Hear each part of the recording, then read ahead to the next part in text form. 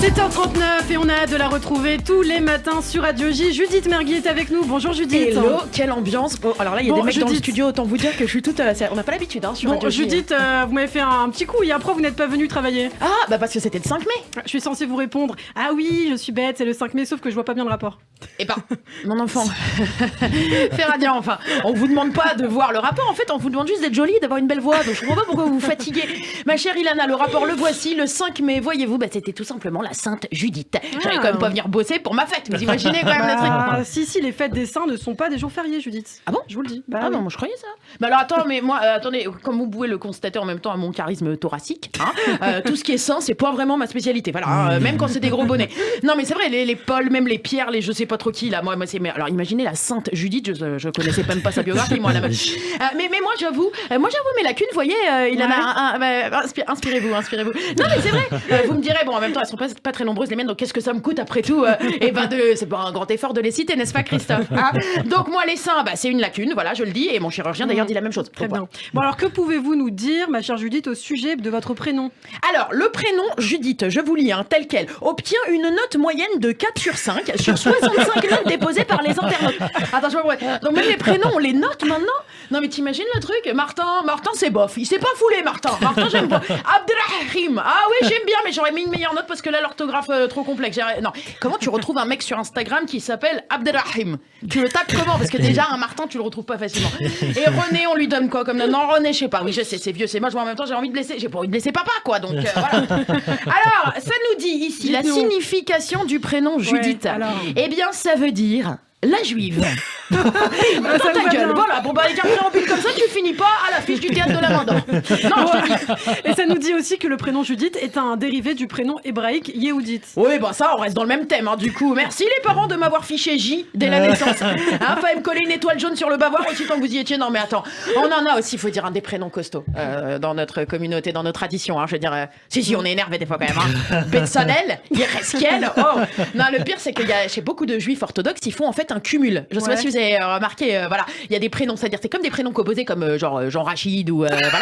Mais là, ça va donner un nom composé de cumul de noms juifs. Bah, Yitzhak Yosef, par exemple, comme mon neveu, que j'embrasse et à qui je souhaite un grand Mazel Tov d'ailleurs, car il vient de se marier. Mais voilà, qu'on se le dise, Yosef Yitzhak ou Yitzhak Yosef ou Yosef Yitzhak et pas pour l'ordre sur un chèque, et ben c'est une belle galère à écrire, vous voyez. Non, en plus là, ils sont là, Menachem Uriel, Yitzhak Yaakov, tout ça pour qu'à la fin entre eux ils s'appellent tous Mendel. Alors cette Sainte Judith, vous en avez appris plus? Oui, alors Sainte Judith, c'était une ermite allemande du XIIIe siècle.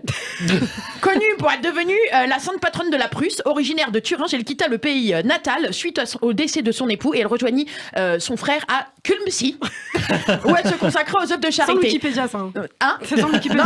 Alors, c'est pas, ça ne sent pas le Wikipédia, ça pue le Wikipédia. Je vous réponds, madame, c'est complètement du Wikipédia. Donc moi, je dis juste que la Sainte Judith avait donc une vie de merde. Il faut se dire, c'est quoi Kulmsi? S'il te plaît, tu connais quelqu'un qui habite à Kulmsi, toi? Non, ça n'existe pas, cette ville. Mais c'est sûrement à la Judith de la Bible que vos parents aussi voulaient rendre hommage. Ah bah oui, mais oui. Alors Ilana, quand vous lisez comme ça avec un ton absolument pas inspiré, sachez-le, ça ne passe pas auprès des auditeurs. Les auditeurs veulent vous sentir concernés. Donc vous reprenez cette phrase depuis le début, s'il vous plaît, puis vous vibrez un peu plus. Mais attendez, bon, c'est sûrement à la Judith de la Bible, voyons, ma chère Judith. Bien sûr que nous sommes sur Radio J.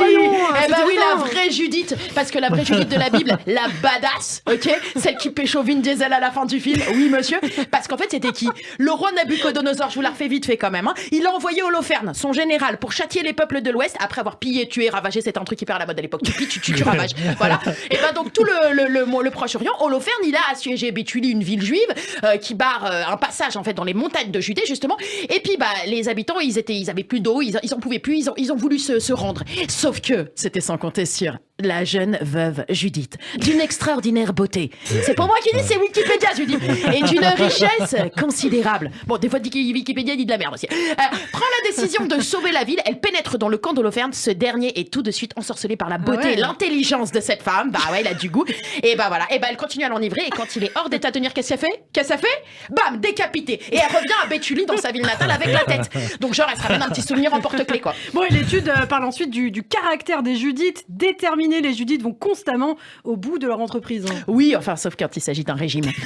Et ce sont des forceuses combatives et animées d'une grande rage de vaincre. Forceuses, je sais pas, mais fonceuses, il y avait écrit, voilà. Et en même temps, En même temps, oui, mais une rage de vaincre, c'est vrai qu'en même temps, l'autre, elle vient de décapiter un roi parce qu'ils avaient un désaccord démographique. Donc oui, rage de vaincre, j'avoue. Et espiègles et vivaces, elles aiment la communication, le partage et ne s'épanouissent qu'en communauté. C'est moi là où ils viennent de décrire un petit singe. Non, écoutez, vraiment, ensuite ils me racontaient qu'en fait elles sont aussi pragmatiques, les Judiques, et qu'elles savent défendre leurs intérêts avec ferveur. Là j'ai envie de vous dire, moi la dernière fois que j'ai été voir le boss pour renégocier mon salaire, je suis ressortie avec un chiffre inférieur au montant initial. Donc je ne sais pas. Et quand même plusieurs personnalités connues sont prénommées Judith, parmi elles la française Judith Godrèche. On s'en serait bien passé. Voilà, écoutez. Non, il y a franchement de meilleurs exemples dans les Judith que les Godrèche. Ouais. Hein. Donc du coup, je sais pas, on se quitte par exemple sur une Judith Mergui. Allez, merci beaucoup Judith. On vous retrouve demain matin sur Radio J. Et tout de suite, c'est le rappel des titres avec Christophe Darron.